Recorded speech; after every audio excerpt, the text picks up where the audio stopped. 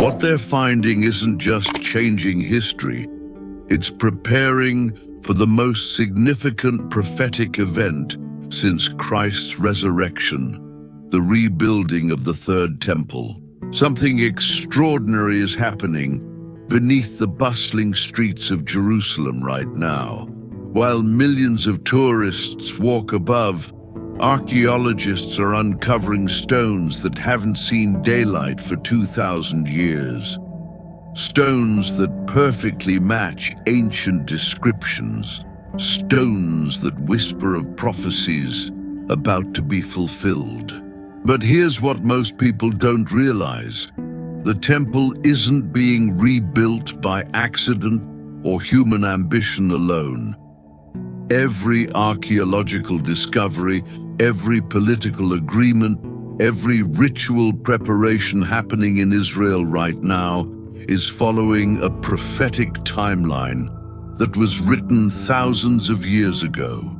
If you want to understand what these signs really mean and how close we might be to the end times, make sure you subscribe and hit that like button. Because what I'm about to reveal will show you that biblical prophecy isn't just ancient history, it's today's news. The silence is deafening when you realize what's actually happening. While the world focuses on politics and wars, something far more significant is taking place in the shadows. The Levitical priesthood is being quietly restored. Men who can trace their lineage back to Aaron are being trained in ancient rituals. They're learning to handle sacred instruments that haven't been used since the Romans destroyed the Second Temple. These aren't historical reenactments. These are rehearsals for the real thing.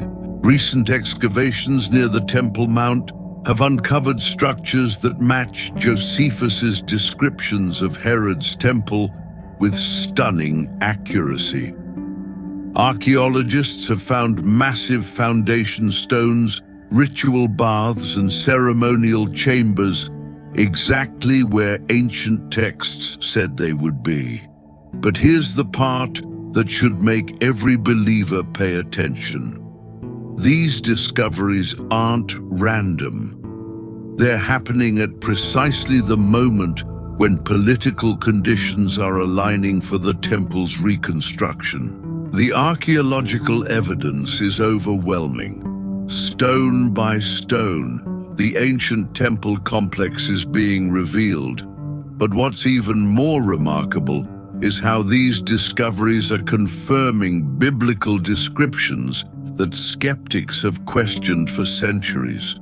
The measurements, the layout, the construction techniques, everything matches what Scripture describes. It's as if God is providing the blueprints just when they're needed most. Consider what's happening with the priesthood. For the first time in 2 millennia, Jewish priests are being trained in the specific rituals required for temple service. They're learning to prepare the showbread, handle the sacred vessels, and perform the elaborate ceremonies described in Leviticus. Training schools have been established. Sacred garments have been woven according to ancient specifications. The tools of temple worship are being crafted by skilled artisans who are studying archaeological remains and biblical descriptions. If you're starting to see how these pieces fit together into the bigger prophetic picture, let me know in the comments what signs you've been watching for. This is just the beginning of what's unfolding. But there's something else happening that most Christians are completely missing.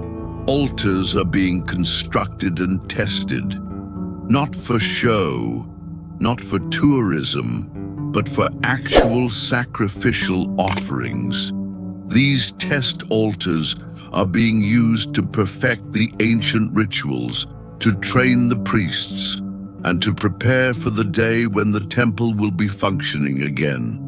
The altar comes before the temple, just as the priests are being prepared before the building is constructed.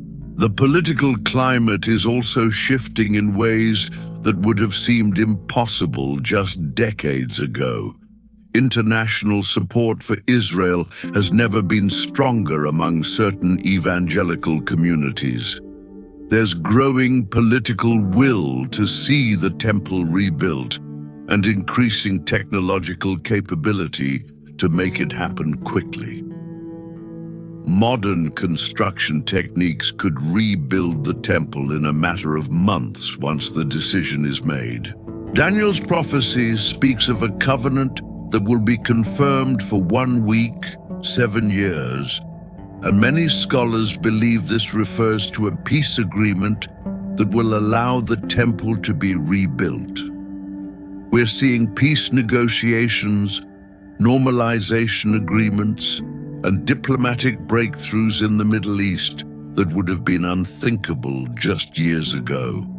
Each agreement, each treaty, each diplomatic success brings the possibility of temple reconstruction closer to reality. The Temple Institute in Jerusalem has been working for decades to prepare everything needed for the third temple. They've researched and recreated the sacred vessels, the priestly garments, the altar implements, even the architectural plans. They've identified and trained men from priestly families. They've studied the ancient sources and consulted with archaeological experts. Everything is ready except the political permission to build. What makes this particularly significant is the role Israel plays in biblical prophecy. Israel isn't just another nation, it's God's prophetic timepiece. Jesus said that Jerusalem would be trampled by the Gentiles until the times of the Gentiles are fulfilled. The fact that Israel controls Jerusalem again and that preparations for the temple are advancing suggests we're approaching the end of the times of the Gentiles. The financial backing for these preparations is coming from unexpected sources, not just from Jewish organizations, but from Christian groups who believe supporting the temple rebuilding is supporting God's plan. There's an irony here that many miss. Christian support for the third temple might actually be preparing the stage for the Antichrist, who, according to 2 Thessalonians, will sit in the temple proclaiming himself to be God. This is where discernment becomes crucial. Not every prophetic fulfillment is a cause for celebration. Some prophecies describe judgment, deception, and testing. The third temple will be rebuilt, but it will also become the stage for the greatest spiritual deception in human history. The same building that represents God's presence will be defiled by Satan's counterfeit. The signs are appearing everywhere if you know how to look. Changes in Israeli law regarding sacrificial offerings, increased religious education about temple practices, growing public visibility of Torah observance, political movements supporting temple reconstruction, archaeological discoveries that confirm biblical accounts, international political alignments that could facilitate rebuilding. Before we continue, make sure you're subscribed, because we're going to keep tracking these prophetic developments as they unfold in real time.